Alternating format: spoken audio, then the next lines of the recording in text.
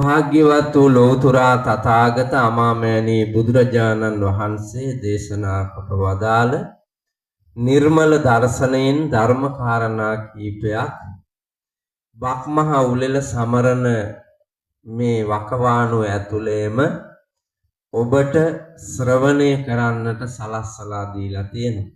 ඒ පුණ්‍යවන්ත මොහොත මේ විඳින්න. පින්නතුනේ භාග්‍යවත් වූ බුදුරජාණන් වහන්සේගේ අනුශාසනාවන් සදාකාලිකයි. අතීතයේ වර්තමානයේ අනාගතයේ කියන තුන් කල් දක්නා නුවණින් ලෝතුරා බුදුරජාණන් වහන්සේ දේශනා කොට වදාළ සදාතනික ලෝක සත්‍යය. ඒක කවදාකවත් මේ ලෝතලයේ බොරු වෙන එකක් නෙමෙයි.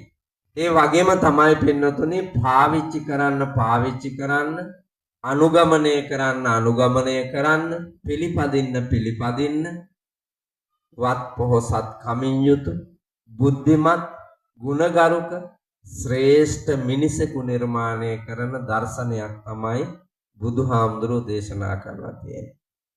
සබ්බදානං ධම්මදානං ජිනාති කියලා බුදුහාමුදුරුවෝ අනුදැන වදාලේ ධර්මය ඒ තරම් වටින නිසායි. සියලුම දානවලට වඩා ධර්ම දානය ශ්‍රේෂ්ඨයි. පින්නතුනේ අපි කැමති නෑ එච්චර ධර්ම දානයට. ධර්ම දානය පිළිගන්න කැමතිත් නෑ, බෙදන්න කැමතිත් නෑ. අපි කැමති දාන තියෙනවා. මොනවද? ඒවා මේ භෞතික ලෝකයේ තියෙන මිල මුදල්, ධන ධාන්‍ය, රන් රිදී, මුතුමැණික්, ඉඩම් කඩම්, යාන වාහන, ගේ දොර, හරක බාන ආදී බොහෝ භෞතික වස්තු පූජා කරනවට අපි කැමතියි. හැබැයි ධර්මය දානය කරන්න අපි කැමති නැහැ. ධර්මය අහන්න කැමතිත් නැහැ, පිළිපදින්න කැමතිත් නැහැ. අර වගේ දේවල් වලට තමයි ගොඩක් ගිජු.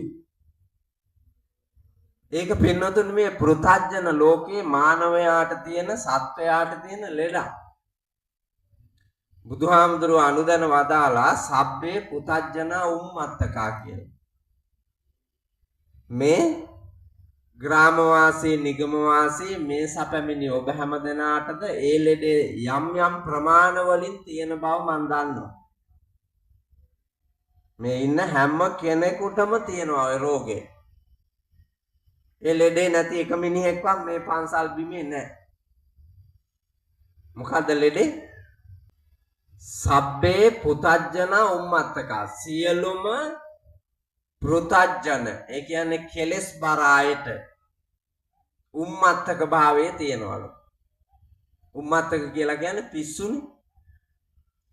මොකක් හරි පිස්සුවක් තියෙනවා. මම දැන් එනකොට 6:00 ප්‍රවෘත්ති වලට මම අහගෙන හිටියා කියනවා අවුරුද්ද සමරන්න හෝටලයකට ගිහිල්ලා කන්න. අනේ පොඩි දැරිවියක් හෝටලේ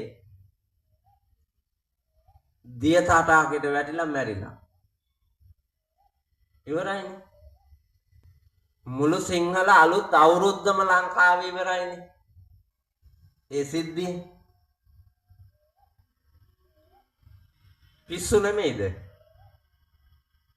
අවුරුද්ද සමරන්නේ හෝටල් වලද?